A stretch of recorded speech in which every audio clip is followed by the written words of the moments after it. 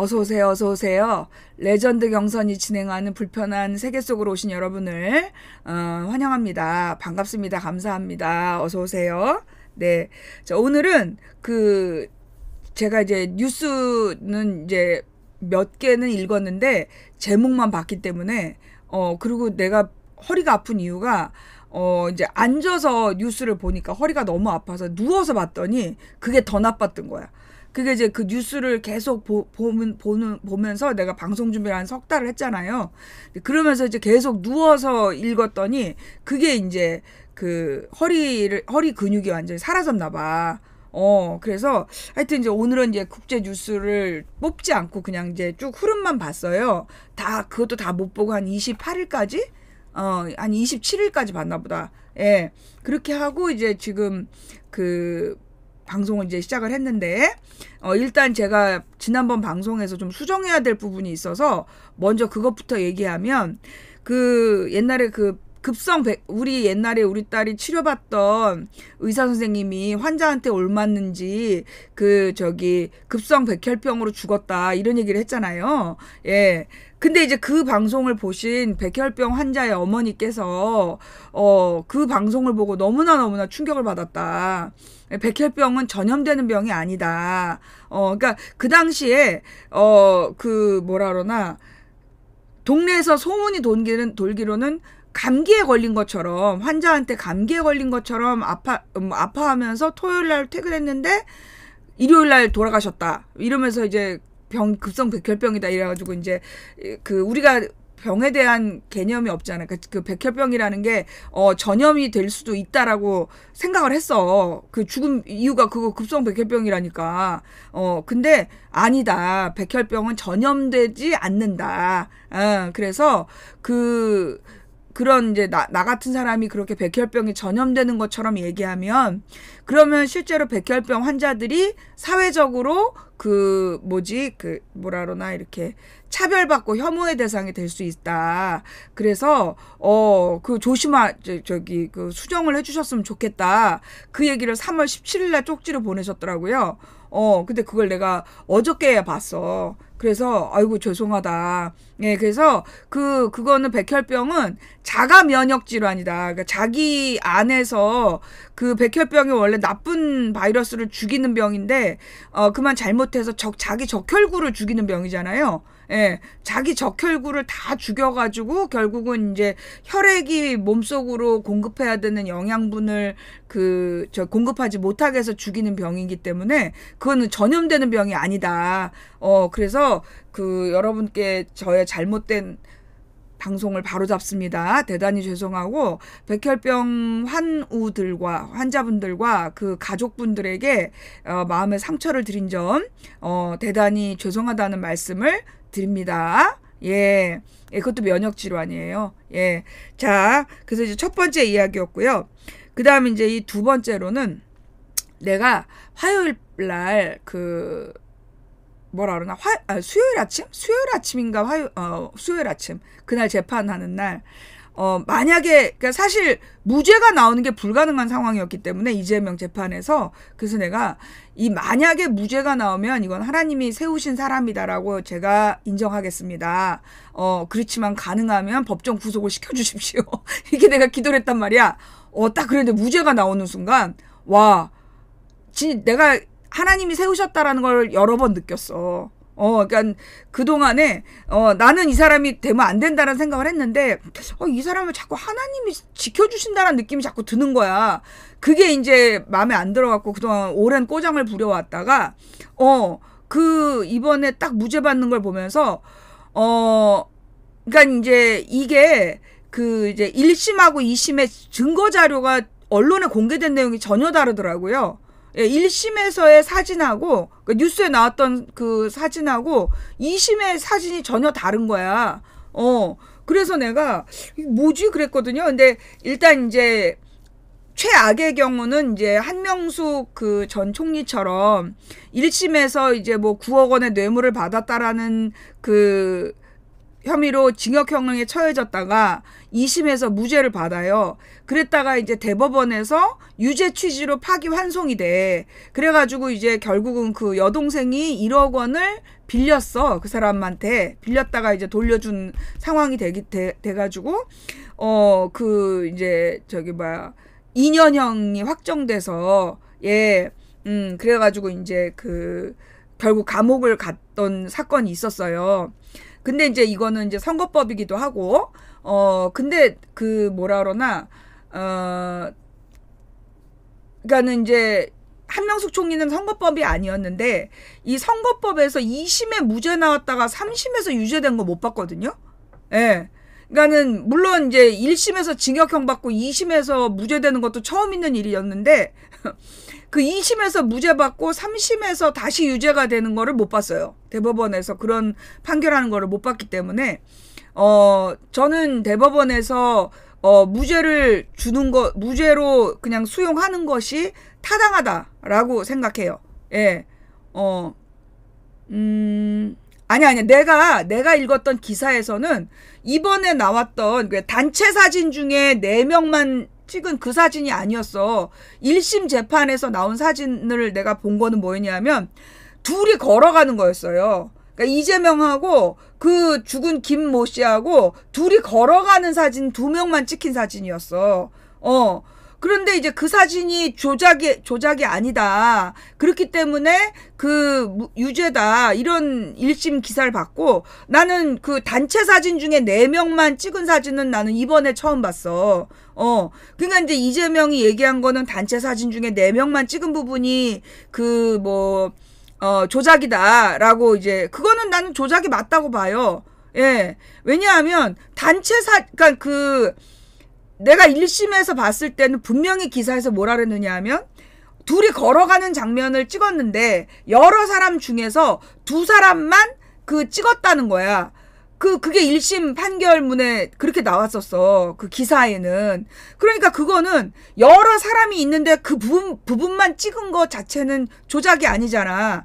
그런데 단체 사진에서 이렇게 오린 거는 조작이죠. 나는 그건 조작이라고 봐요. 예. 하여튼 그래서 4명만 찍은 것처럼 그 조작을 해가지고 했던 검찰은 분명히 문제가 있다라는 생각이 들고, 그래서 나는 대법원에서 이거는 무죄를 인용하는 것이 맞다. 라는 생각이 이제 들고요. 내가 이재명 얼마나 싫어하는지는 알고 있잖아. 다 알겠지만, 어쨌거나 이 무죄는 받아들이는 게 맞다라고 생각하고, 만약에 대법원에서 이재명이 대통령 하는 중간에 그러니까 이재명이 만약에 이제 대통령이 된다라면 이걸 갑자기 유죄 취지로 환송해가지고 징역형으로 자른다. 그렇다라면 이거는 내가 볼 때 이 무죄 판결은 일부러 민주당이 다른 후보를 만들 수 없게 정치적인 결정을 했었던 거다라고밖에 볼 수 없다. 그러니까 대법원이 이 무죄 판결을 받아들이는 것이 상식적이고 합리적이다라는 생각이 들고요. 예. 그러니까 내가 봤던 사진, 그러니까 지난번부터 뭐 단체 사진 중에 오렸다는 얘기를 누가 했는데 내가 본 기사에는 그 사진이 안 나왔다니까? 둘이 골프장으로 걸어가는 장면이 나왔어. 그러니까 나는 그 사진 자체, 그래서 1심 법원도 이 사진 자체가 조작이 아니다. 그 말은 맞는 말이잖아. 근데 보니까 검찰에서 유죄 증거로 냈던 건 단체 사진 중에 확대한 거였던 모양이지? 그죠? 예, 그래서 이제 이재명이, 그렇게 이제 4명만 따로 잘라내서, 그건 조작이 맞죠. 예, 확대 편집한 거. 근데 그거를 이제, 뭐, 확대하면 조작이냐, 뭐, 이런 얘기를 하는데, 단체 사진 중에 일부만 자르는 거는 조작이 맞아요. 예, 단체 사진 중에서, 예, 그 일부만 잘라서 내는 것은, 그거는 조작이 맞습니다.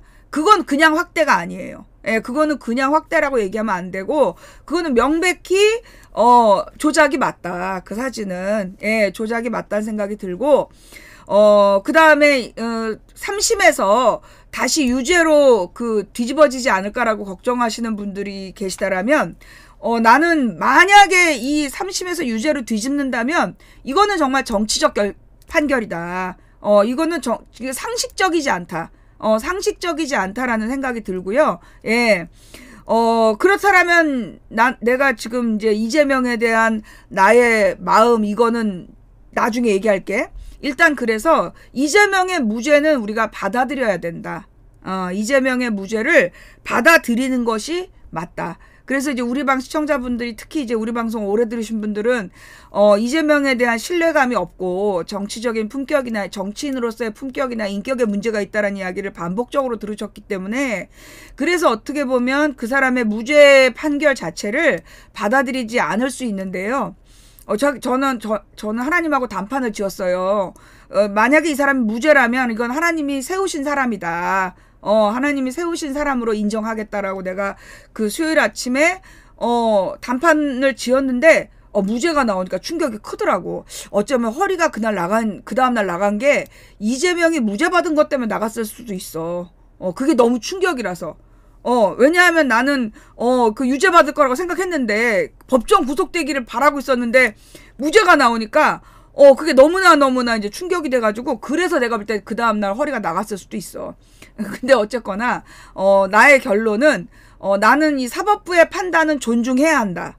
예, 사법부의 판단은 존중하는 것이 맞아서 그러니까 뭐 그 사람 대통령이 되건 안 되건 떠나서 이 무죄 판결은 인정하자. 더 이상 그거에 대해서 뭐 이게 이 판결이 잘못됐다라는 이야기를 하면 난 안 된다고 생각해요.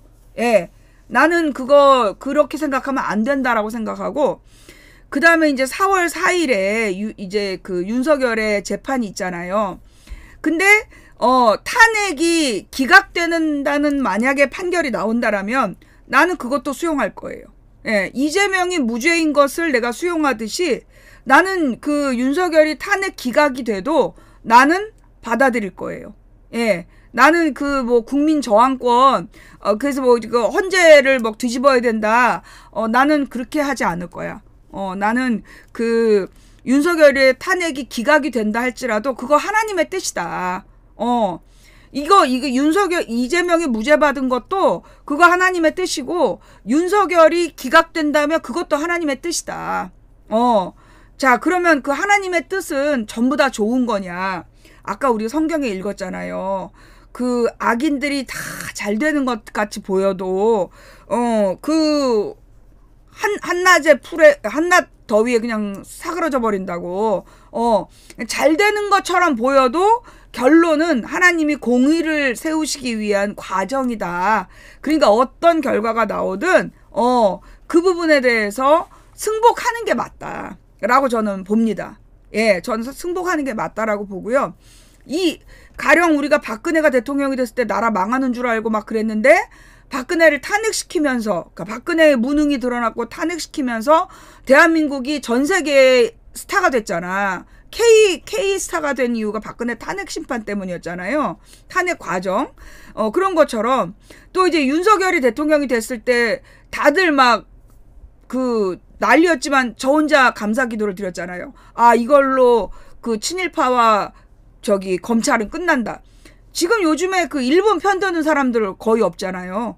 예, 일본 편드는 사람들 거의 없이, 네, 이 방송은 원래 처음부터 기독교 방송이었어요. 중간에 된 게 아니에요. 네, 잘 가요. 예, 네, 그래서, 그쵸. 저는 내전을 막자라는 뜻으로, 예, 그렇게, 그 결과에 대해서, 막 우리가 반대하고 폭력적인 저항을 하면 나는 안 된다라고 봐요. 예, 저는 그렇게 보고 있습니다. 예, 왜냐? 다 이유가 있다. 다 이유가 있어. 예를 들어, 가령 누구니? 윤석열이 이제 그래서 나왔잖아. 구속됐다가 나오니까 다들 막 속상해 했잖아요. 근데 내가 뭐라 그랬어? 그게 꼭 국힘당에게 유리할까? 뭔 얘기인지 알겠어요? 윤석열이 구속에서 나왔는데, 우리가 얼마나 설칠까 그랬잖아. 그쵸? 예. 근데 내가 걔가 구속돼서 지금 구속 취소가 돼서 나온 게 정말 국힘당에게 유리할까? 사실 국힘당이 그래서 그 뒤로 선거운동 하나도 못했어. 대통령 선거운동 전혀 못한 거야. 그러니까 나경원은 계속 그냥 이제 기각에다가 올인하면서 죽음의 길로 갔고, 다들 이제 대통령 선거에 대해서 준비를 못했잖아요. 그게 이제 중요한 거고, 그 다음에 재보선에도 왔다 갔다 하지 않았어. 전혀. 재보선 과정에서 사실 지금 거의 그 국내에 있긴 있는 건가 싶을 만큼, 예, 그 숨어 있었잖아요. 예, 그러니까 그런 것처럼 뭐 그 이재명이 무죄가 되고 민주당의 후보가 되고 대통령에 당선이 된다 그래서 그게 반드시 좋은 거냐? 윤석열이 대통령이 된 게 좋은 게 아니었잖아. 윤석열이 대통령이 돼야 검찰의 모든 민낯이 다 까발겨지고 더 이상 검찰을 주인공으로 한 드라마 안 나와. 검사가 주인공인 드라마 사람들이 안 보잖아. 이제 검사가 주인공으로 멋진 주인공으로 나오는 드라마는 만들 수가 없다는 거죠. 사람들이 안 보기 때문에. 그러니까 이제 검찰은 이제 해체되는 거잖아. 그게 이제 일반화 됐어. 이게 윤석열이 대통령이 됐기 때문이야. 박근혜가 대통령이 돼서 박정희의 모든 명예가 무너진 것처럼, 예, 윤석열이 대통령이 됐기 때문에 더 이상 검사를 그 사람으로 보는 사람 별로 없잖아요, 지금. 다 되는 데는 이유가 있는 거야. 되는 데는 이유가 있는 거야. 뭐 문재인 대통령이 남북 관계를 정말 그 혁명적으로 바꿀 수 있는 기회를 놓친 그런 잘못은 있지만, 이 관리형 인사였기 때문에 코로나 때 우리나라가 그때 완전히 망하지 않았던 것은 그거는 또 문재인의 관리형 능력이었기 때문이었겠죠. 그죠? 그렇기 때문에 모든 사람에게는 돼야 될 능력이 있어. 이유가 있어. 나는 옛날에 노무현도 별로 안 좋아했어. 왜냐하면 노무현 때문에 정치인들이 너무나 막말을 서로 주고받기 시작했고, 그 선명성이라는 이름으로 우리나라 정치가 천박해지기 시작한 게 그때라고 생각하기 때문에 나는 그 노무현 시대를 별로 안 좋아했던 사람이에요. 근데 이제 노무현이 너무나 억울하게 허위사실로 공격받았을 때는 한번 편들어준 적이 있지만 나는 노무현 정치 때부터 우리나라 정치가 망가졌다고 생각하는 사람이야. 그래서 사실 지금 이 세상에 전 세계의 괴물로 인정받고 있는 트럼프를 만든 것도 결국은 노사모 때문이었다. 노사모가 시조가 돼서 그런 식의 온라인 선거 운동을 그 오바마가 따라했고 그걸 트럼프가 자기 식으로 해석해서 지금의 트럼프가 됐기 때문에 나는 그 팬덤 정치를 원래 싫어하는 사람이라, 그래서 나는 이제 그 노무현을 별로 안 좋아했었어. 노무현 시대 때. 그치만, 나는 노무현이 이명박이나 박근혜보다는 훌륭했다고 생각해. 왜냐하면 그 사람의 언행은 너무나 그 선명성을 드러내는 과정에서 불필요한 소란을 일으켰지만, 그럼에도 불구하고, 정직했고, 복지 제도를 굉장히 발전시켰기 때문에 김대중 노무현 시절에 우리나라 복지 제도가 급성장을 했어요. 그래서 그리고 이제 서민들에 대한 많은 좋은 제도들이 생겼어. 장애인이나 서민에 대한. 그래서 나는 그런 부분은 나는 되게 좋게 보는 거야. 그거는 잘했지만, 그 노무현 현상, 노무현을 만드는 과정에서 나타난 팬덤 정치가 결국 오늘의 우리나라를 만들었다. 이 태극기 부대와 이 개딸을 만들었기 때문에 나는 별로 좋은 건 아니었다. 그치만, 각각에게 우리는 뭐가 있어요? 그 장단점을 다 찾아야 된다는 거죠. 박근혜가 대통령이 됐으니까 박정희의 환상이 깨졌고, 그 다음에, 이명박이가 대통령이 되면서 재벌이 이제 주인공 별로 재미없잖아. 재벌이 주인공으로 나오는 거 별로 재미없어. 그리고 이제 윤석열이가 대통령이 되면서 검사가 주인공 시대는 끝났어. 그죠? 예, 이제 그랬기 때문에 모든 것에는 장단점이 있다. 문재인에게도 장단점이 있듯이, 모든 상황에는 장단점이 있다. 그래서, 이재명이 대통령이 됐을 때, 사실 그동안 나는 굉장히 단정적으로 그 사람은, 굉장히 독재 정치를 할 거다. 그래서 그 윤석열보다도 더한 독재를 할 거라는 그런 어떤 나만의 확신이 있었어. 그래서 그게, 이제까지 그 사람을 반대하는 운동을 해왔단 말이에요. 나는 여전히 그럴 가능성이 없지 않다고 봐. 근데 옛날에는 그게 100%였다면, 지금은 이제 50%로 줄었어. 50%로, 그러니까 내가, 이재명은 대통령이 되면 안 된다. 되면 절대적인 독재를 해서, 완전히 민주당의 명예를 박살낼 사람이다가 100%였다라면, 이번에 무죄를 받는 걸 보면서, 그 판사가 무죄를 하면서 이제 조목조목 이야기한 걸 보니까, 진짜 이 사람이 억울했겠다. 그 이재명이 억울했을 수 있는 상황이다. 라는 생각이 들면서, 100%의 확신이 50%로 줄었어요. 예, 50%. 그 독재 가능성 50%야. 그런데, 소위 이재명 지지자들이 말하는 것처럼, 검찰을 개혁하고, 그 문재인이 할 수 없었던, 그러니까 문재인의 품성상 할 수 없었던 일을, 이재명이 정말로 혁명적으로 바꿔나갈 가능성이 없지 않다. 적어도 내가 이번에 무죄 판결을 보면서, 검찰은 확실히 죽이겠구나. 이재명이 되자마자, 검찰청을 확실히 기소청으로 바꾸겠구나. 그 생각은 들었어요. 네, 그래서, 되자마자, 대통령이 되자마자 빨리 할 일이 기소청으로 바꾸는 거다. 예, 그런 생각이 이제 이렇게 들면서, 그래서 이재명 지지자들이 주장하는 것에 대해서 한 50%는 믿겠다, 내가. 믿겠지만, 난 여전히, 걱정은 된다. 이 사람이 이제까지 당을 운영해 오거나 그 품성이나 인격상의 좀 문제가 있다고 보기 때문에 대통령이 됐을 때 그렇게 우리를 자랑스럽게 만들지 못할 가능성도 반반이다. 반은 있다. 라고 이제 보고 있는 거예요. 많이 줄었어요. 100%에서 50%면. 근데 내가 그 50%를 유지하는 이유가 뭐냐. 하나님이 세우신 사람인데 왜 50% 불신하느냐. 내가 이제 공지글을 올렸잖아. 나는 이재명의 판결을 받아들인다. 하나님이 세우신 사람으로 세운 사람이라는 걸 시인한다. 라는 글을 올렸는데 그 이재명 지지자가 거기다가 댓글 달길 내가 꾀병을 앓는다는 거야. 존나 그거 읽으면서 하나님 저놈한테도 저 노민진 연인지 저한테도 반드시 저와 같은 고통을 주시옵소서. 그래서 이제 그 저주의 기도를 하고 오늘도 뭐래더라? 그동안에 내가 내란 세력을 그 이재명을 비판하면서 내란 세력을 도와왔다고 그러면서 굉장히 협박을 하는 거야. 아니 이재명 비판하면 내란을 도운 거야? 이재명을 비판하면 내란을 도운 거라는 그런 주장을 하는 개딸을 보면서 내가 그 50%의 확신을 못 버리는 거야. 어차피 이 끼리끼리는 과학이라고 이재명이가 만약에 대통령이 되면 정청래니 추미애니 최민희니 이런 애들이 막 장관할 거 아니야. 그러면서 이재명 비판하면 막 최민희 같은 여자가 당원들 끌고 와서 나한테 무슨 짓을 할지 어떻게 알아. 그래서 내가 소위 개딸들의 수준이, 그러니까 이재명 지지자들의 수준이,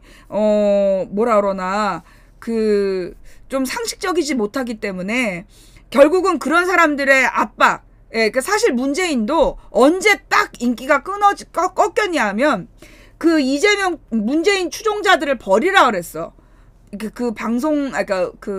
언론인들이 문재인을 지지하는 팬덤 정치를 그만두게 하고 반대당 의원들한테 막 문자 폭탄 보내고 그런 걸 중단시키라고 했는데 문재인이 거절했어. 문재인이 거절하면서 그것도 국민의 권리다인가 그렇게 얘기를 했을 거예요. 그러니까 그 당시에 난 윤석열 지지자보다 100배 낫다는 생각 안 해요. 전 똑같다고 봐요. 윤석열 지지자와 이재명 지지자가 나는 똑같다고 봐요. 이번에도 하여튼 됐어. 그래서 나는 똑같다고 보고,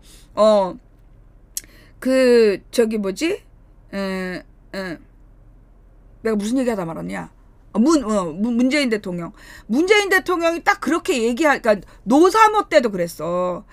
노사모가 너무 노무현을 자기네가 만든 것처럼, 자기네들만의 대통령인 것처럼 막 떠들면서 노무현이 고립됐거든요. 근데 문재인이 자신을 지지하는 사람들이 그 반대당 사람들한테 막 문자 폭탄을 보내고 그 괴롭히는 문제에 대해서 그거를 비난하지 않았어. 중단을 요청하지 않았어. 그 순간 문재인의 인기가 딱 기운이 꺾이기 시작했어요. 예, 나는 그렇게 봐. 그리고 지금 이제 이재명이 대통령이 만약에 된다고 할지라도 그 주변에 있는 사람들의, 그러니까 결국은 노무현 대통령이 욕을 바가지로 먹었던 게 그 주변 사람들 때문이었잖아. 주변에 있는 인간들이 너무나 말을 함부로 하고, 문재인 때는 그래도 그렇게 막 말을 함부로 하고 그런 애들은 없었어. 한 사람 장머시기가 있었지. 그 사람 빼놓고는 되게 조심했단 말이야. 저기 청와대 사람들이. 그랬는데 노통시대 때는 정말 막말들도 많이 하고 막 그랬었어요. 근데 이제 지금 이제 이재명 주변에 있는 사람들이 뭐라 그러나, 이 막말러들이잖아. 그런 사람들이 자기 지지자들, 소위 뭐 이제 김어준 방송을 보는 사람들한테는 굉장히 지지를 받을 수 있는데, 상식적인 일반 국민에게는 지지를 받을 수가 없다. 나는 국힘당 지지자들도 그렇게 태극기 부대들이 이상한 짓 하는 거를 지지하지 않는다고 생각하거든요. 예. 그래서 상식적인 사람들이 볼 때 결국 정치는 어차피 자기 편, 적의 편은 정해져 있는 거고, 결국은 이제 이 중도의 마음을 어떻게 끌어오느냐의 문제란 말이야. 근데 이제 윤석열 지지자들이나 이재명 지지자들이 그런 식으로 행동을 한다라면, 나 같은 경우도 이재명을 도와주려고 그랬어. 하나님이 세운 사람이다. 그래서 내가 이재명이 뭐라고 욕을 먹으면 내가 이제 문재인 도와주듯이 도와야겠다. 그런 생각을 했는데, 나더러 꾀병이라고 써놓은 글을 딱 보니까 에이, 내가 도와주나 봐라. 이런 마음이 딱 들더라는 거죠. 예. 하여튼 그러니까 그 주변 사람들이 잘해야 된다는 거야. 내가 볼 때 이재명이 망한다라면 그 주변 사람들 때문에 망하는 거야. 주변 사람들이 그런 식으로, 지금 후보도 안 되는데 어디서 협박질이야. 후보도 안 된 걸 지지하면서 어디 와서 협박질을 해. 내란 동조자라니. 니네들이 그런 식으로 행동을 하니까 이재명이 대통령이 될래도 안 되는 거야. 있어. 누가 공지글에 댓글 달아놨더라고. 하여튼 그래서 내가 이제 내가 하고 싶은 이야기는, 모든 일에는 다 의미가 있고, 이게 과정이라는 거야. 나는 이런 생각이 들어요. 만약에 이재명이 대통령이 된다면, 그러니까 이제 지금 이제 해외에서는 그렇게 본대. 지금 국힘당에서 후보가 결정되지 않았는데, 후보가 누구냐에 따라서 승패가 결정될 거다. 라고 이제 보는 거야. 만약에 국힘당에서 후보가 뭐 안철수나, 만약에 유승민 정도가 나온다라면, 안철수나 유승민 정도가 나온다라면, 뭐라 그러나, 도덕성으로 인한 논쟁이 붙었을 때 그때 이제 불리해질 것 같은데, 그러나 그 당에서 절대 안철수나 유승민을 후보로 뽑을 가능성이 없기 때문에, 예. 그래서 이번에 뭐라 그러나, 안철수나 유승민을 제외하고는 나는 뭐 홍준표도, 나는 홍준표하고 이재명이 되면 나는 세상의 개싸움은 어떤 싸움인가를 네. 인간들이 개싸움을 하면 어떤 모습인가를 역사에 남기는 저기가 될 거라고 봐요. 뭐 재미는 있겠죠? 예, 이 여름에 시원하고 재미는 있을 것 같아요. 근데 전 세계적으로 한국의 브랜드 가치는 좀 떨어지지 않을까. 좀 이렇게 좀 떨어지지 않을까. 뭐 이런 생각이 이렇게 좀 들고요. 아니, 어쨌거나 뭐 누가 되든, 그러니까 상대가 누가 되든에 따라서 달라지겠지만, 현재와 같은 국힘당이라면, 이재명이 대통령이 될 가능성이 크다. 그리고 이제 이재명이 대통령이 돼야 하는 이유는 내가 딱 무죄 받은 날 깨달았어. 그래. 이래서 팬덤 정치가 끝나야 되는구나. 이 팬덤 정치라는 것이, 이 이재명이 대통령이 돼서, 벌어지는 그 모든 일들 때문에 결국은 노무현 때 만들어진 이 팬덤 정치가, 어떤 비극을 낳는지를 우리 국민들에게 가르쳐 주겠구나. 사실 우리는 보고 배워야 되잖아. 직접 겪어보기 전에는 모르기 때문에 그런 의미로 그 대통령이 되는 걸 수도 있다. 그러니까 나는 그 이재명이 대통령이 되는 것에 대해서 반대하지 않기로 했어요. 난 반대하지 않을 거예요. 내가 약속했잖아. 나는 이재명이 무죄 받으면 가서 찍겠다. 찍을 거예요. 네, 찍을 겁니다. 네, 그러니까 여러분들도 모든 일의 과정이다. 그러니까 어떤 결과에도 실망하지 마세요. 그리고 난 솔직히 얘기해서 그 이재명이 대통령이 돼야 되는 이유는 민주당이 완전히 환골탈퇴하기 위해서 이재명이 대통령이 돼야 된다고 봐. 민주당 의원들이 그냥 선수 높이고 계속 당선되기 위해서 라인을 타면서 옛날에 막 내가 노빠다 이지랄하면서 이렇게 점잖은 정치인들 다 쫓아내고, 그러면 내가 문바다 하면서 또 지랄하고, 근데 지금은 내가 명바다 하면서 또 지랄하잖아. 그러니까 그런 식의 그 민주당의 그 이게 김대중 대통령에서 시작했기 때문에 그래. 김대중 대통령의 상징성이 결국 이제 뭐 노빠, 문바, 명바를 만들어낸 거야. 근데 그런 식의 정치가 결국 트럼프 같은 사람을 만들었잖아. 이 트럼프 같은 사람을 만들어서 결국 전 세계가 막 그 대혼돈에 빠져 있는 거잖아요. 그래서 나는 그런 그 팬덤 정치, 이건 끝나야 된다. 그래서 우리 국민들이, 그리고 막 그 뭐 대안이 없다는 운동 이러면서 그냥 그 흐름을 타려는, 그러니까 한마디로 무슨 경기 응원하듯이, 정치인 이길 만한 놈한테 이길 만한 놈을 지지하면서 막 그 상대방을 혐오하고 상대방 후보들을 이렇게 막 그 적대시하는 그런 문화가 나는 사라져야 된다고 봐. 민주당에서도 정말로 비판이 살아 숨쉬고, 그래서 다양한 의견들이 나오고, 그래서 정말 이재명 같은 그 한 사람의 당수의 의견에 따라서 졸졸졸 따라다니는 그건 동물들이 하는 짓이지. 일제로 다 따라다니는 거, 그건 동물들이 하는 거야. 인간은 그렇게 하면 안 되는 건데, 이 동물들이 하는 짓, 그 군중 심리, 그런 그 무지한 시절에 배우지 못했던 그 과거 시절을 뭐 18세기처럼 살고 있어서 나는 그런 거는 그러면 안 된다. 그래서 나는 만약에 이제 이재명이 대통령이 된다면 결국 민주당이 철저히 부서지고 환골탈퇴할 기회를 주시기 위해서 나는 그렇게 되는 거다라고 봐요. 예. 근데 물론 조건이 중요하죠. 어떤 조건? 우리 국민이 얼마나 위대하냐, 우리 국민이 얼마나 지혜롭게 이 상황을 해결하느냐, 깨달아 가느냐. 네, 이게 나는 되게 중요하다고 봐요. 예. 근데 이제 4월 4일에 저는 8대 0으로 탄핵될 거라고 봅니다. 탄핵될 거라고 보고, 왜냐하면 이거는 탄핵을 안 시킬 수가 없는 상황이야. 탄핵을 안 시킬 수가 없는 상황이기 때문에, 그래서 이거는 탄핵 자체의 문제가 아니라 내가 볼 땐 이건 정치적인 결정이었다. 시기를. 내가 4월 4일이라고 예측했던 이유도 뭐냐면 26일이 이재명 재판이잖아. 이재명 재판 결과를 봐야 되고, 내일이 재보선이야. 그러니까 재보선 전에 만약에 윤석열, 지난주 28일 날 윤석열이 탄핵됐다.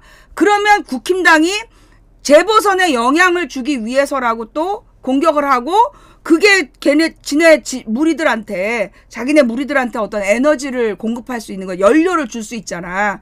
미친 게 개밥 주듯이. 그렇기 때문에 내가 볼 때는 4월 2일 재보선까지 끝내고 4월 4일에 날 가능성이 크다라고 봤어요.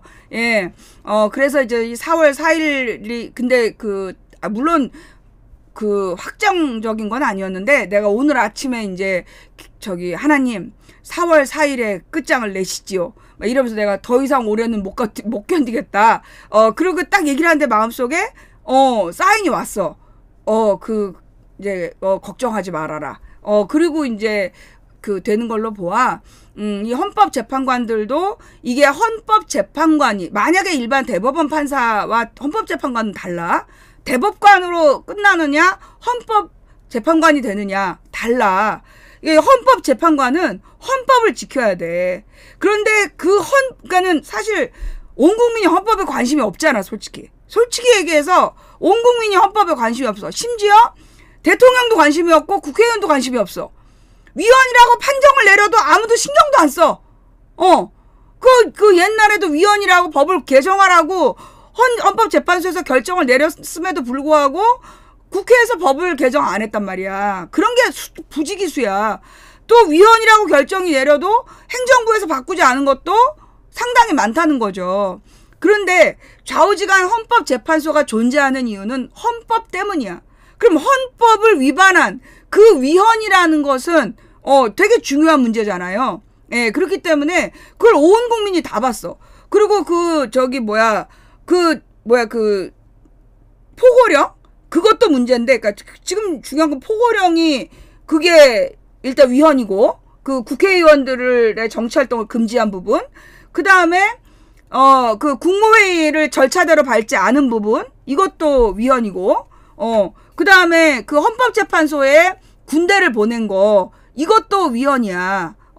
그 다음에 네 번째로 국회에다가 군인들을 들여보내가지고 국회의원을 다 끌어내라. 그게 헌법재판소에 와서 증인들이 증언을 했잖아. 그 곽종근하고 하여튼 와서 헌법재판관에 와서, 예, 내가 뭐라 했어? 선관위. 헌재가 아니라 선관위. 선관위에 군인을 보낸 거랑 국회에 군인을 보낸 거, 이게 심각한 위헌이야. 심각한 위헌이고, 헌법이 존재하는 이유는 뭐냐면, 헌법의 존재 목적이 뭔지 알아요? 헌법의 존재 목적? 예. 너무나 채팅 예의가 없어서, 잘 가요. 내가 지금부터 재밌는 얘기 하려고 했는데, 예. 헌법의 목적은 뭐냐면, 국민의 기본권을 보장하는 거예요. 헌법의 목적은, 국민의 기본권을 보장하는 거야. 그래서 국민의 기본권을 보장하는 법이 헌법이에요. 예, 헌법의 목적은 국민들의 기본권을 보장한다. 그럼 거기서 기본권이라는 것은 생명권, 평등권, 자유권, 기타 등등 헌법에 보장한 국민의 권리를 보호하는 게 헌법의 목적이야. 그래서 그걸 명시해 놓은 거야. 그죠? 그 다음에 그 헌법이라는 것은 그래서 국민의 대표기관들에 대한 규정을 그래서 둔 거야. 그러면 사법부, 입법부, 행정부가 있는 이유도 뭐 때문이야? 국민의 기본권을 보장하기 위해서야. 국민의 기본권을 입법부는 법제화하고 법으로 만드는 게 역할이고 행정부는 만들어진 법을 집행하는 게 역할이고 그 법을 지키지 않은 놈을 처벌하는 게 사법부의 역할이고 그래서 헌법 아래 모든 기관들이 결국 국민들 다수를 보호하기 위해서 존재하는 건데 그러면서 특히 군인은 국민의 생명을 보호하기 위해 존재하는 거야. 대한민국 국군은. 그런데 이 국회의원과 국민을 죽이거나 납치하거나 이럴 목적으로 군대를 보냈다라는 것은 용납할 수 없는 거죠. 그리고 막 거기에 척살한다 그랬던가 뭐라 그랬지? 그 의사들이 돌아오지 않으면 어떻게 한다 그랬더라? 척결? 처단. 처단. 그 처단한다는 단자가 원래 이렇게 자른다는 얘기잖아. 목을 쳐서 죽인다는 얘기잖아. 그러니까 그 포고령 한 장만 갖고도요. 이거는 탄핵이 될 수밖에 없는 상황이었다. 근데 지가 포고령 자기가 마지막까지 봤다. 자기가 마지막에 포고령의 내용을 마지막으로 검수했다라는 이야기를 인정했지. 그 선관위에 자기가 부정선거 때문에 군인 보냈다라고 또 인정했지. 그 다음에 국회의원들 잡아내라는 얘기는 안 했다고 부정했지만 군인들이 나와서 그렇게 지시받았다. 라고 정확하게 2명 이상이 헌법재판소에 나와서 증언을 했잖아요. 그죠? 그런데다가 그러니까 언론사들의 그 전기와 단전 단수 그거 사실 문건이 있었냐 없었냐가 논점이었는데 걔가 다른 거 다 윤석열이가 맞다고 그래놓고 그 문건 봤다 그러는 바람에 단순 지시도 있었던 거고. 이거 도저히 그 탄핵을 안 할 수가 없는 상황이야. 그 파면을 안 할 수가 없는 상황이다. 예, 그래서 이거는 이제 파면이 되는 게 당연하고, 그런 상황에서 이제 이번에 이재명이 대통령이 되는 것도 다 그게 하나님의 계획의 과정일 수 있으니까, 이재명을 나처럼 싫어하는 사람들도, 그 기회를 줘야 그러니까 지켜보자. 모든 건 이제 지켜볼 문제라는 거죠. 근데 이제 윤석열이 제거되는 이유가 뭐냐. 내가 볼 때는 미국의 허락 없이, 쿠데타를 일으킨 거.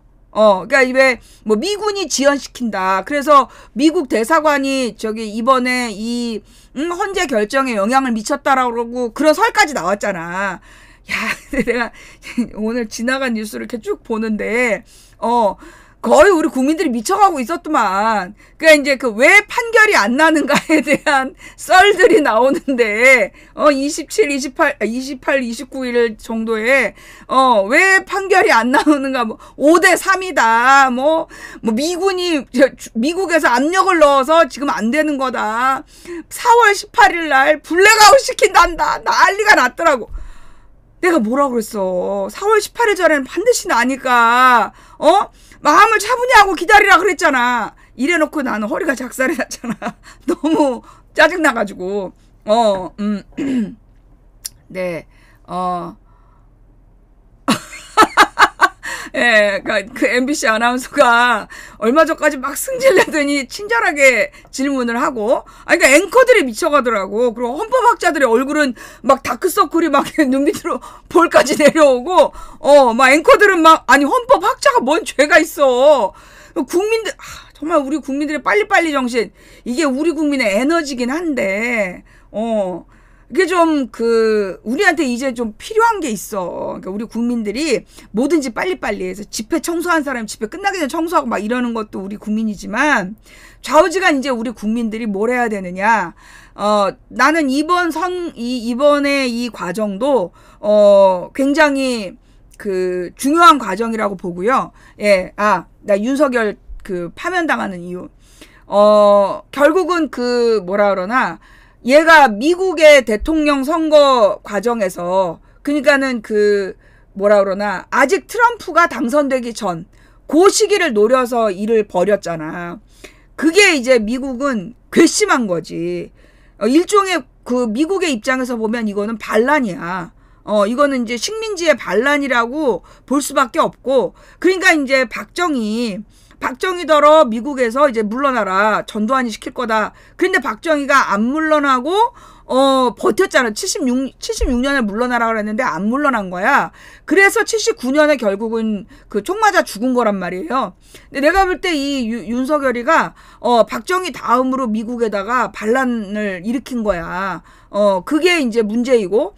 그런데 이제 윤석열의 지지층을, 내가 볼 때 윤석열 지지층에다 엄청 쟤네들이 돈을 썼어. 돈도 많이 쓰고 유지하려고 했던 거야. 왜냐하면 다음에 누가 대통령이 되든 이 한국을 나토의 그늘 아래, 나토의 영향권 하에 두기 위해서 끊임없이 돈을 투입하면서 무리를 했다. 그래서 부정선거론을 그래서 퍼뜨리고, 아마 이제 이재명이가 대통령이 되면, 예.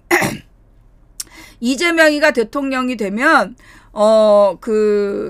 뭐라 그러나, 내가 무슨 얘기 하려고 그랬지? 사리 사욕 챙기려고, 아니야. 부정선거론.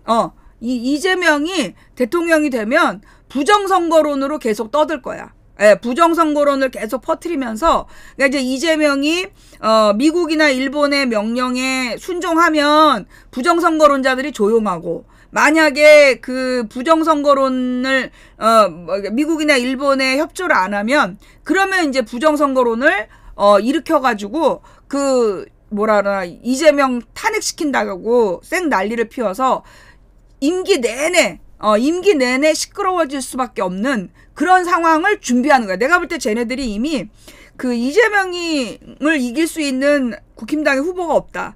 그러니까 한동훈이가 그 12월 7일 날 만약에 탄핵시켰으면 한동훈이 대통령이 됐는데 그 어리석게도 일주일을 미루는 바람에 한동훈도 이제 존재감이 없단 말이야. 그러니까 이제 이길 수 있는 그러니까 스토리가 있는 후보가 없어 걔네들이.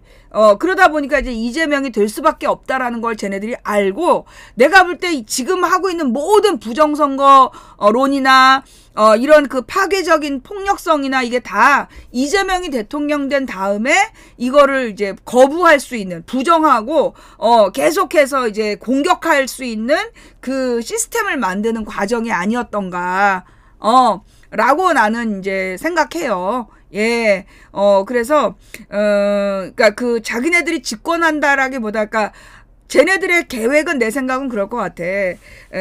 그, 소위 이제 이 나토의 나토를 움직이는, 그들은 뒤에서, 만약에 이재명이 미국과 일본의 말을 잘 들으면 임기를 맞추게 해주고, 이 미국과 일본의 말을 안 들으면, 빨리 끝내버리겠다. 그런 생각을 할 거다. 그래서 그게 이제 이재명이 어쩔 수 없이 미국과 일본의 뜻을 따를 수밖에 없도록 유도해 갈 거다. 라고 나는 이제 생각을 하고, 그것 때문에 이제 이재명을 적극 지지했던 사람들의 명분이 그래서 사라질 수밖에 없다. 왜냐하면 이재명이 대놓고 개혁을 막 해야 되는데 그 개혁의 가장 중요한 건 남북 문제를 푸는 거잖아. 남북 문제를 풀고 그 다음에 이제 이 한미 연합 훈련 이런 것들을 줄여버리고 안 해버리고 한미 동맹을 사실은 지금 트럼프는 한미 동맹 깨자는 거야. 이게 트럼프 동맹이 필요 없다는 거야. 동맹이 있어서 미국에 아무 도움이 안 된다. 미국으로부터 다 빨아먹기만 하지 아무 도움이 안 된다는 게 트럼프의 생각이고, 내가 볼 땐 트럼프와 함께 미국의 그 USA는 난 해체될 거라고 보기 때문에 결국 우리가 계속 한미 동맹에 매달릴 필요가 없다는 거죠. 그러니까 이제 이재명이 한미 동맹을 갈라쓸 마음을 먹고, 그리고 이제 그 일본의 어떤 무력적인 침탈을 막아낼 수 있는 그런 줏대 있는 정치를 한다면 나는 진짜 이재명 앞에 서서 이재명에게 날아오는 모든 화살을 내가 맞을 수도 있어. 정말로 남북 문제를 풀어내고 일본과 미국의 그 군사적인 그 압박을 반대한다면 그들에게 맞서 나간다면 나는 정말 뭐 문재인보다 더 편을 들어줄 수 있어요. 그렇게 한다면. 네. 근데 이제 그렇게 하기가 어려울 것 같다라는 생각이 드는 거지. 왜냐하면 그 지지자들도 그런 생각을 안 해.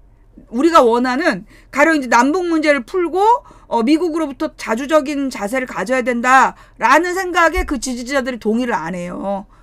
물론 이제 지지하는 사람들 중에 정상적인 사람들에 가까운 사람들은 그런 생각을 하는데, 그런데 극렬 지지자들은 그러면 종북으로 몰린다. 종북으로 몰린다. 미국의 도움 없이 어떻게 사냐. 그런 얘기를 하고 있기 때문에 그래서 이재명이 그런 길을 가는 것이 쉽지는 않을 거다. 실리 외교를 하고 그 다음에 우리나라의 자주권을 전시작전권 그걸 찾아온다든가 뭐 그런 것들을 제대로 하기 좀 어려운 조건이 아닌가라는 생각이 드는데, 사실 이제 그런 거를, 못했다고 이재명을 비난할 수 있냐. 사실 아무도 못했잖아. 물론 이제 노무현은 가져온다는 약속만 받았죠. 예, 문재인도 가져오겠다는 약속만 해줬어요. 절대 그놈들이 그 전작권을 주겠다라는 약속을, 주려고 하지 않았던 거야. 이명박 때는 가져가라. 박근혜 때도 가져가라. 그랬잖아. 근데 노무현 문재인이 달라고 할 때는 언제까지 주겠다라고 밀어놓고 이명박 박근혜한테는 지금 가져가라. 그러니까 우리 못 가져간다. 그래갖고 다 미룬 거잖아. 기억나죠? 그렇기 때문에 만약에 이제 이재명이 그걸 달라고 그러면 안 줄 거야. 달라 그러면 안 줄 건데, 중요한 건 지금 이 시대의 흐름을 읽다 보면 한미동맹의 의미가 없다는 거죠. 그러니까 전작권을 우리가 그냥 행사하겠다.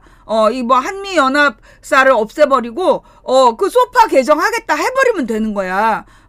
왜냐하면 이제 이 문재인도 못했고, 김대중 노무현도 못한 거지만, 그때하고 지금은 다르다는 거죠. 미국과 나토의 일극체제가 무너지고 있는 상황이기 때문에, 지금 우리의 자주권을 챙길 유일한 시기야. 그런데 지금 국힘당에서 우리의 유일한 자주권을 지키려는 사람이 있어, 없어? 없어. 근데 적어도 이 민주당에서 있었던, 왜 이렇게 딴 말이 나오지? 민주당에서 추구해왔던 길은, 우리나라의 자주적인, 그 방향이고, 전쟁 반대 노선을 걸어왔기 때문에, 이재명이 그런 것들을 완전히 무시할 수는 없을 거다. 그런 생각이 좀 들고요. 예. 더 이상 얘기하고 싶지 않아요. 하여튼, 그래서 이제 탄핵 선고가 만약에 기각되면 어쩔 거냐고, 이제, 우리 물으시는 분이 계시다고. 예. 그쵸. 재판관이, 저는 아니에요. 예. 저는 재판관이 아닌데, 예. 이상하게, 예측하면, 그렇게 좀 많이 맞더라고요. 예. 그래서 왜 그런지는 잘 모르겠지만, 예. 물론 이번에 이제 틀릴 수도 있죠. 그래서 다들 이제 100% 확신은 못하지만 파면될 거다라는 얘기를 하시는데, 저는 파면될 거라고 봐요. 예, 파면이 될 거다.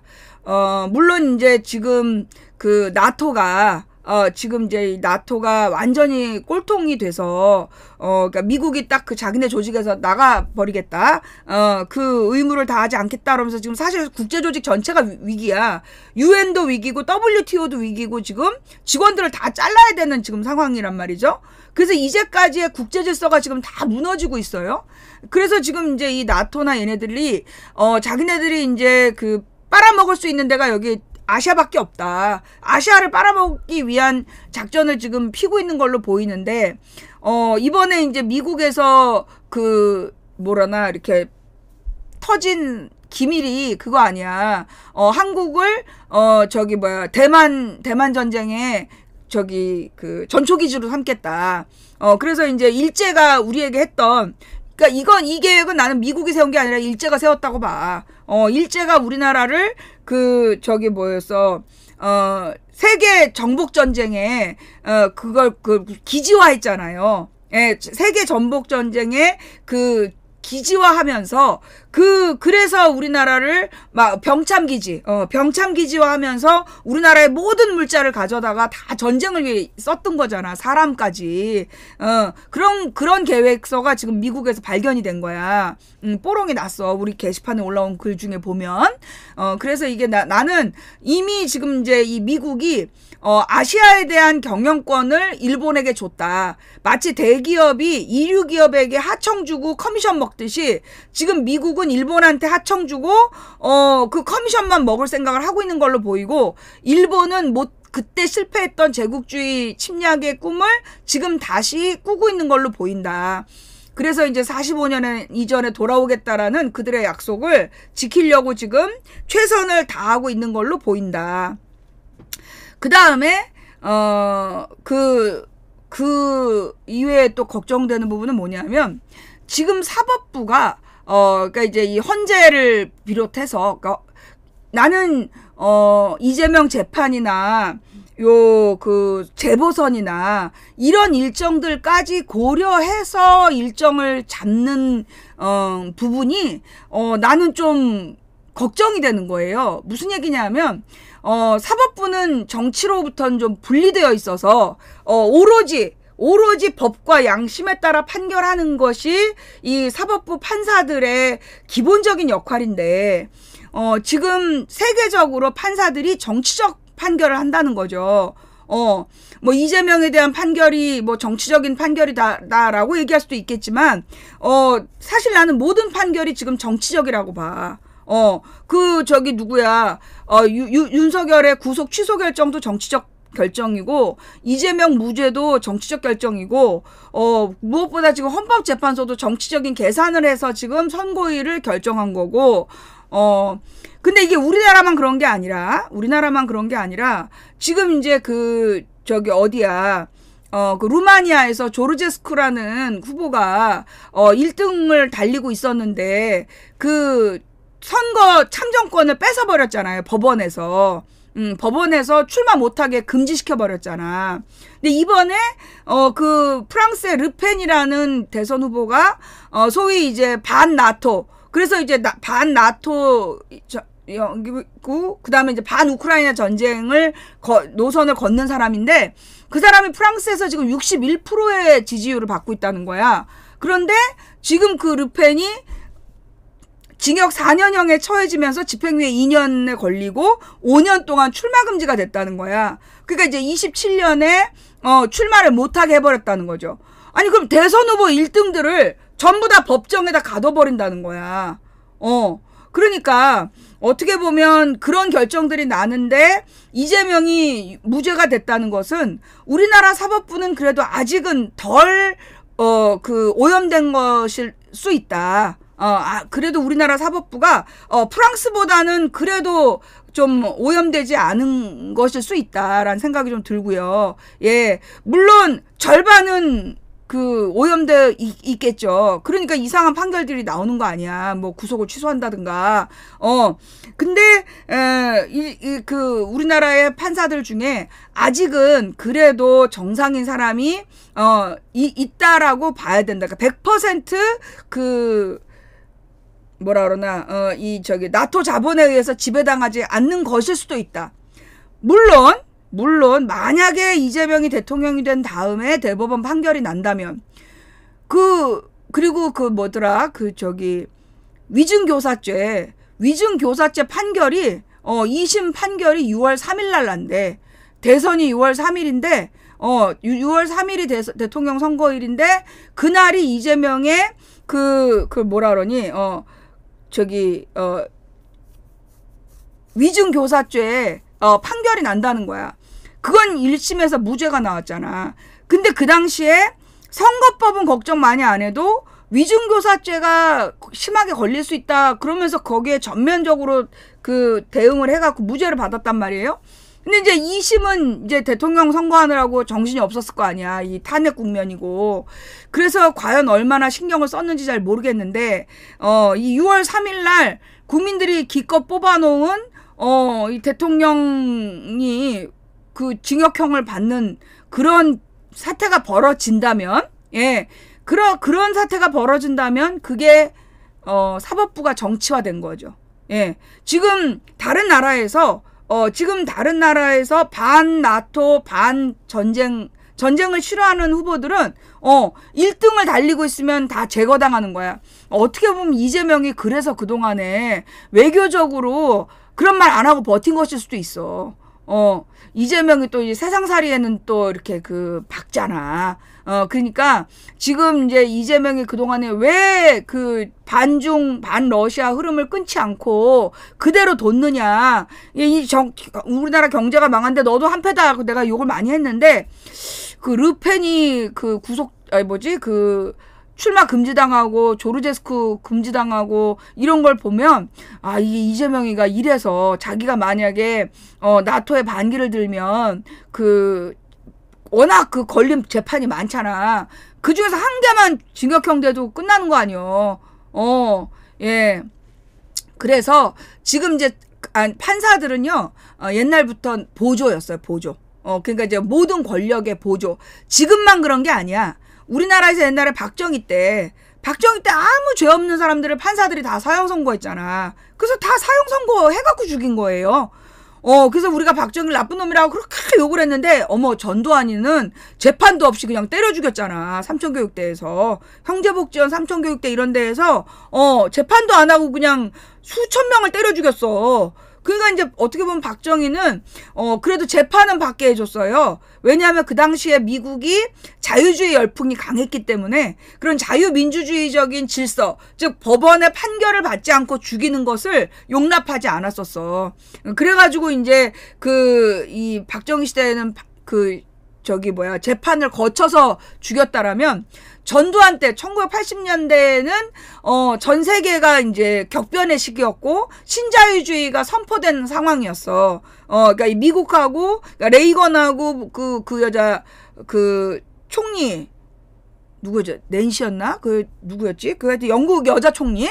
그 둘이서 신자유주의를 대처가 신자유주의를 선언한 다음이었기 때문에 그 신자유주의의 특징이 뭐냐? 우리가 지금 30년을 살아보니까 기본적으로 도덕성을 무시한다.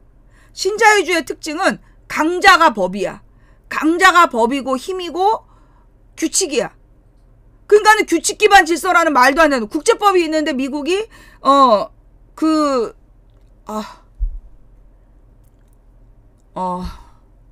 그러니까 되게 부도덕하다는 거야. 부도덕하고 강자 중심이고 그 다음에 이 사법부를 그러니까 법률가들을 이용해서 정치하는 그런 시스템. 그래서 결국 부자들에게 유리한 판결이 나고 가난한 사람들에게는 불리한 판결이 날 수밖에 없도록 운영되는 그리고 무한 경쟁으로 그 99%의 표를 분산시킨다. 실제로 지도자는 1%고, 그러니까 그들은 1%이고 서민이 99%인데 무한 경쟁 시스템으로 내몰아가지고 그 99%를 철저히 분열시키는 거. 그게 그들의 공작이고, 이 15년부터는, 소위 유튜브라는 그 매체를 통해서 전 세계인을 극단적으로 갈라치기를 지금 하고 있는 거죠. 우리 국민들도 지금 그렇게 갈라쳐져서 멀쩡하던 교수들이 유튜브를 몇 시간 보고 나면 태극기 들고 나간대잖아. 굉장히 심리적으로 잘 구조화돼 있다는 거예요. 지금 그러니 알고리즘이. 예. 그래서 심리학적인 알고리즘을 갖고 있기 때문에, 사실 정상적인 사람도 그 한쪽 편을 딱 보고, 내가 볼 땐 태극기 부대 중에서도 한 명이 걸려들어서 이재명을 지지하는 방송 몇 시간 보고 나면 탄핵 찬성으로 나올 수 있어. 그게 다 심리적으로 그렇게 만들어놨다고 보거든요. 어쨌거나 극단적인 이 대결 구도를 유도하는 상황이기 때문에, 예, 인터넷 세뇌 작업이, 그건 인터넷 세뇌가 내가 하는 거짓말이 아니야. 공식 용어가 있어. 뭐라 그러죠? 여러분 다 아는 용어예요. 우리 많이 들었던 용어입니다. 인터넷을 통해서 사람들의 인식을 이렇게 변형시키는 거. 인지전쟁. 예, 인지전쟁을 일으키고 있는 거고, 그 인지전쟁을 위해서 확증 편향을 이용하는 거죠. 확증 편향을 통해서 인지전쟁을 수행하고 있다. 그런 인지전쟁도 전쟁인데, 그런 인지전쟁을 포함한 전쟁을 뭐라 그러죠? 우리가 무슨 전쟁? 영어로 하이브리드 전쟁. 예. 인지전쟁, 기억전쟁, 역사전쟁, 이게 다 같은 말이에요. 생각을 바꾸는 거야. 세뇌야, 세뇌. 인터넷 세뇌를 하는 거야. 그래서 지금 확증 편향을 유도하고, 그래서 사람들로 하여금 끊임없이 분열되게 하는 하이브리드 전법이야. 전쟁의 방법이야. 인지전이 하이브리드 전쟁의 방법이다. 그래서 끊임없이 왜곡된 정보를 막 심어주는 거다. 그러니까 우리 국민들이 제가 지난번에 그런 얘기 했어요. 진실이 무엇이냐. 진실이 무엇이냐에 대해서 우리가 지금 고민해야 될 때다. 한마디로 우리가 인터넷에서 떠도는 정보를 보면서 무엇이 진실인지 거짓인지를 구분할 수 있느냐. 이 진실은 주관적이다. 진실은 주관적이고, 그렇지만 거짓은 객관적으로 있는 거죠. 사실이 아닌 게 거짓이잖아.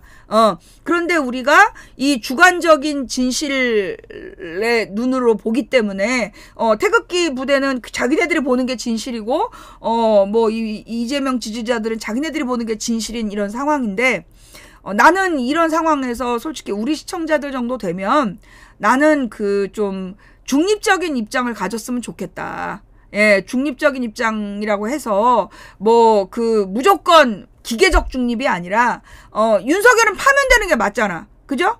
윤석열은 파면되는 게 맞고 이재명은 증거가 조작됐으니까 무죄가 맞는 거고 나는 그게 중립이라고 봐.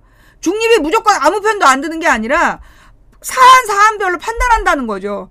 윤석열은 파면되는 게 맞고 이재명은 무죄 선언이 맞는 거고 그렇다면 그 무죄 판결을 받아들이는 게 맞는 거고, 그리고 헌법 결정에 대해서, 아니, 헌재 판결에 대해서, 막 반대하면서, 뭐, 지금 내전을 일으킬, 저항권을 발동해야 된다. 나는 그렇게 하면 안 된다고 봐요. 기다려야 된다고 봐. 예, 오랜 고통을 겪더라도, 어차피 내전을 해도 고통이야. 내전을 하면 경제도 망가져, 외교도 망가져, 정치도 망가져, 그리고 사회, 치안도 망가져. 그런 내전 상황이 되는 거나, 우리가 탄핵이 기각됐을 때 나타날 수 있는 문제가 다르지 않다는 거죠. 네. 그래서, 그런 이 탄핵 결정에 대해서 어떤 결정이 나오든, 받아들이는 것이 나는 맞다라고 봐요. 예, 그게 다 그 과정이 필요한 거다. 그래서 만약에 내가 탄핵이 기각돼서 윤석열이 와가지고 나를 죽이겠다. 그럼 죽어야지 어쩔 수 없잖아. 죽는 게 하나님의 뜻이면 죽어야 되는 거야. 그리고 네. 아니, 아까 얘기할 때 뭐하고 지금 와서 질문이야. 이재명도 받아들이는 거 찬성인 거죠라고 물은 애는 너는 질문할 자격이 없어. 아까 내가 앞부분에 한 얘기를 듣지도 않고 나중에 와서 질문하고 그건 아주 무례한 거야. 예, 연방제라는 말은요, 이게 나눈다는 얘기예요. 그럼 무슨 얘기냐. 경기도 정부 따로 있고, 경북 정부 따로 있고, 호남 정부 따로 있다는 게 연방제예요. 예, 그 정부를 따로따로 두고, 각각의 독립된 사법체계, 행정체계, 입법체계가 있는 거야.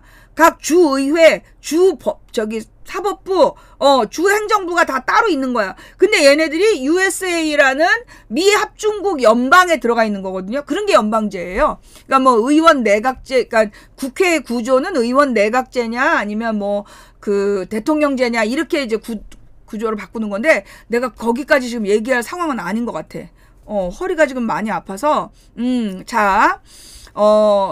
생각이 다른 사람들이 같은 나라를 사는 게 너무 힘들어요. 그 부분을 얘기하고 있는 거야, 내가 지금. 우리가, 물론 우리가 옳고 그름은 분명히 알아야 된다. 윤석열은 파면이 옳고, 우리가 옳고 그름은 알아야 되는데, 생각이 다른 사람들과 같은 하늘 아래 살 수 없다. 이게 혐오야. 이게 그들이 원하는 거라고. 걔네들은 어떻게 보면 윤석열 파면에 대해서 윤석열이 기각이 되든 파면이 되든 관심이 없을 수도 있어. 그들의 목적은 어쩌면 뭐가 목적이다? 우리 국민들이 생각이 다른 사람들과 함께 살 수 없게 만드는 거. 그게 그들이 바라는 거야. 뭔 얘기인지 알겠어요? 그래서 나는, 우리가 생각이 다른 사람들, 그러니까 지금 내가 민주당을 그렇게 욕해왔던 이유가 뭐야. 지네들 명빠 생각에 동의 안 한다고 비명계를 학살했잖아.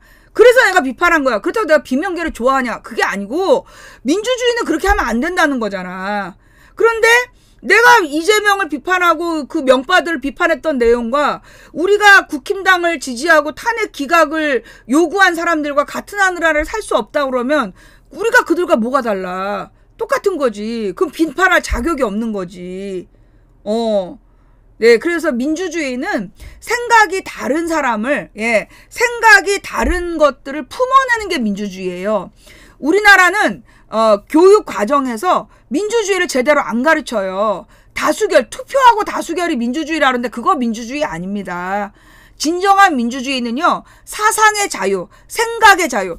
이번에 이재명 재판에서 1심, 2심 다 무슨 얘기가 나왔냐면, 그것은 인지의 영역이기 때문에, 형사재판의 대상이 되지 않는다. 그런 얘기 들어봤어요? 이재명 재판이 이번에 무죄가 나왔어. 지난번엔 유죄였는데, 첫 번째도 두 번째도 다 모른다라고 이야기한 것은 형사법의 처벌 대상이 아니라는 거야. 왜냐면 알고 모르고는 인지의 영역이라서, 즉 행위의 영역이 아니라는 거야. 형사법은 어떤 행위에 대한 처벌이기 때문에 생각을 가지고 처벌할 수 없다. 그게 민주주의야. 생각이 다르다고 해서 처벌할 수 없는 거야. 생각이 다르다고 해서 터부시하면 안 된다는 거죠. 그게 민주주의예요. 그래서 우리가 가져야 될 자세가, 사실 지금 나는 그 부탁하고 싶은 게 이재명 지지자들이 아직 후보도 안 된 주제에 그 뭐 이재명 비판하는 사람들 나 같은 사람한테 와가지고 뭐 꾀병이라는 둥, 내란에 동조를 했다는 둥 그렇게 협박하고 다니지 말고, 어떤 결과가 나오든 승복하는 것이 민주주의다. 라고 좀 얘기하고, 그리고 우리나라 국민들을 어떻게 마음의 상처를 씻고 통합할 것이냐. 어떻게 국민들이, 이렇게 좀 뭐라 그러나, 서로 증오하고 혐오하지 않고 평화롭고 안정되게 살아갈 수 있을까를 고민하는 모습을 좀 보여달라. 그래요. 여기가 중국으로 보여요? 그래요. 중국 한 번도 안 가봤죠? 네, 그래 보인 것 같아요. 네, 자, 그래서, 우리 국민들이 지금 가져야 될 자세는, 그러니까 쟤는 보니까 귀가 안 들리나 봐. 지금 내가 지네들을 사람으로 대우해주란 얘기 하는데, 여기가 중국이냐고. 네, 그래요. 그래서, 예, 사실 전 세계에 유능한 정치인 없습니다. 유능한 정치인들은 이미 다 죽였어요. 언론에서, 정말로 정치적인 재능이 있고, 국민을 통합할 수 있고, 상식적이고 유능한 정치인들은 모두 죽였어요. 그래서 지금 무대에 올라가 있는 사람들은 하나같이 스캔들이 있고 무능한 사람들만 올려놨어요. 그게 언론이 일부러 그렇게 한 거야.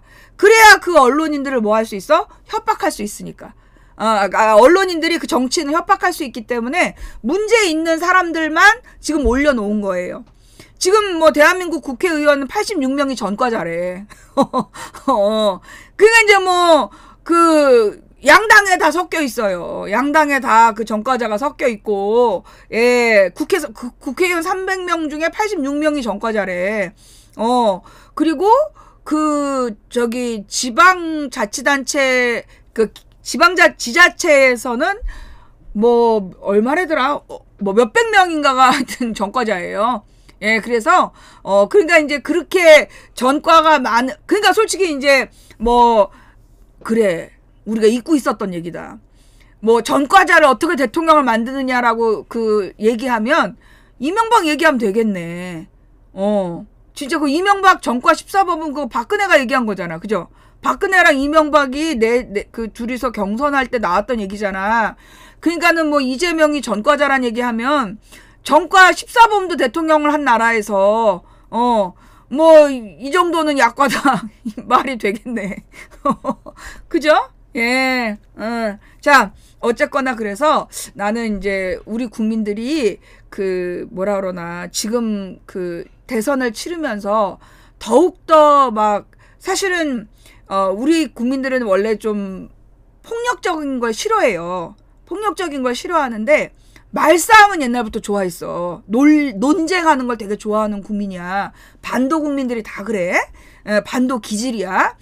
근데 솔직히 이제 앞으로 탄핵 이후에 벌어질 이제 대통령 선거 과정에서 서로 그 상대방 후보에게 폭력을 쓴다든가 이게 상대방을 인격적으로 모욕한다든가 그런 거 하지 말고 제발 사실 민주당 후보가 정해져 있잖아.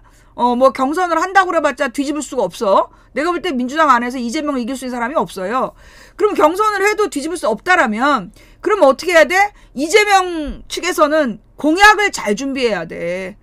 나라를 어떻게 만들겠다라는 비전. 앞으로 민주당에게 20년, 30년 정권을 맡겨도 되겠다 싶을 만큼 비전을 잘 준비하란 말이야. 1년 만에 민주당 너넨 절대로 안 돼 이러면서 지자체 싹 다 망하게 하고 뭐 이제 우리는 상관이 없지만 지방자치 선거 이번에 이제 대통령이 되면 그 다음 1년 뒤가 이제 지방선거예요. 이번에 누가 대통령이 되든 1년 뒤에 그 대통령 당이 쉽지 않은 상황이 벌어질 거다. 그러니 잘 생각하자. 네, 잘 생각하자는 생각이고, 아니요, 1년 허니문 기간은, 옛날에는 6개월이었는데, 요즘은 점점 짧아지고 있어요. 예, 허니문 기간이 지금 점점 짧아지고 있습니다. 특히 지금 상황에서는, 내가 볼 때, 아니, 여러분 생각해봐요. 이번에 뭐 탄핵이 기각된다. 지금 탄핵 찬성파 절대 안 받아들이겠죠? 그 다음에 이제 만약에 탄핵이 됐는데 그만 대통령이 국힘당이 됐다. 그럼 받아들일까요? 안 받아들이겠죠? 계속 욕을 하겠죠? 허니문 기간이 없어. 이제는 허니문 기간이 없어. 옛날에는 허니문 기간이 있었는데 지금은 이제 없어요.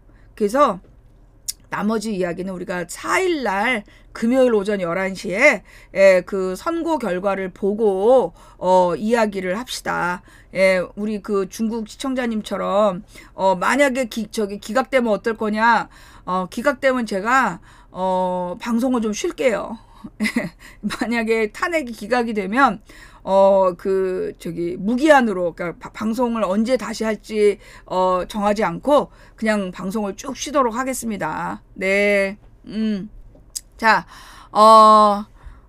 나는 기각되면 해외로 도피해야 되지 않을까 싶어요. 아닌가? 뭐 나 정도는 괜찮은가?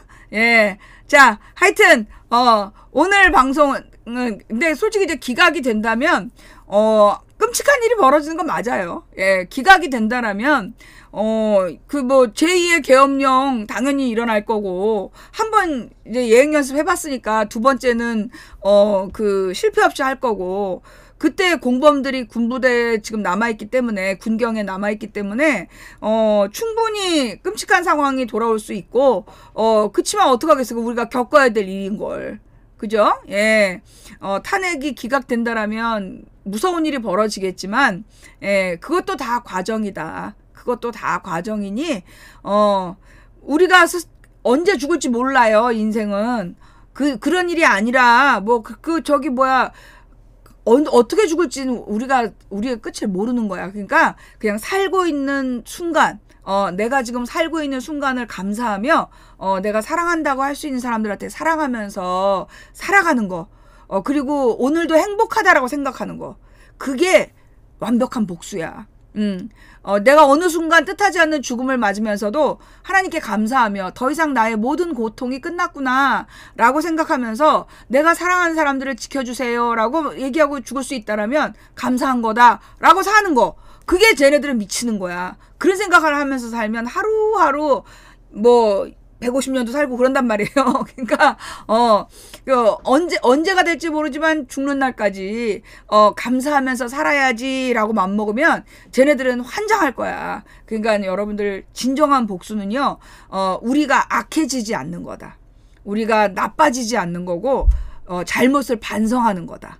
예, 그동안에 제가 그 이재명 지지자들에게 가슴 아픈 얘기 많이 해서 진짜 미안했고요.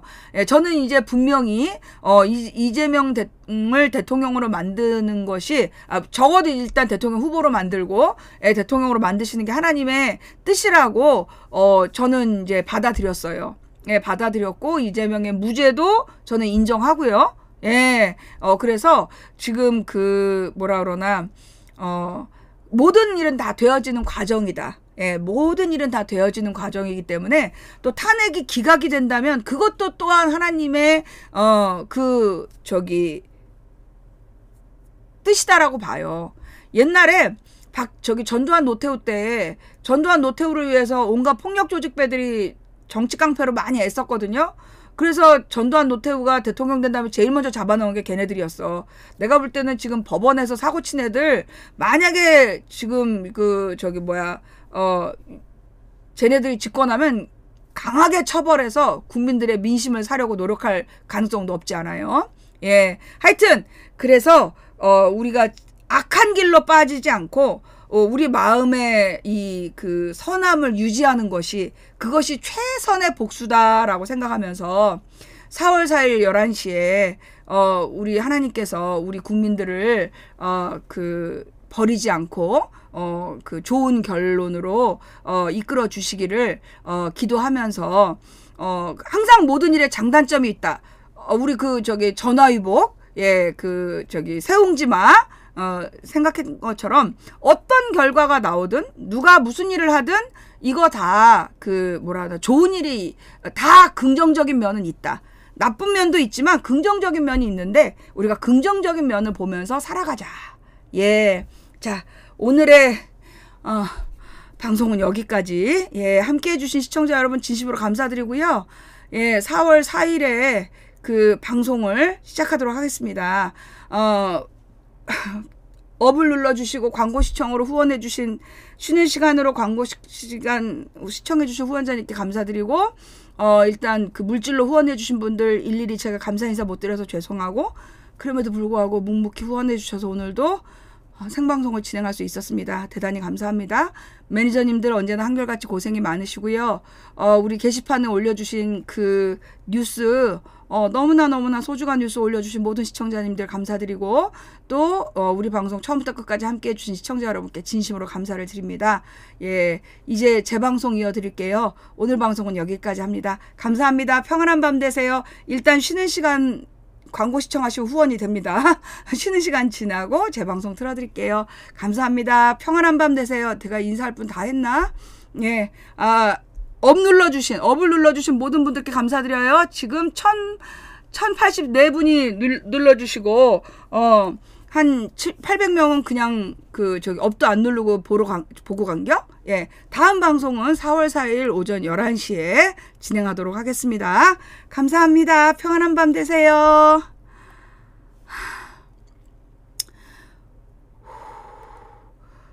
먼저 제목을 바꾸고.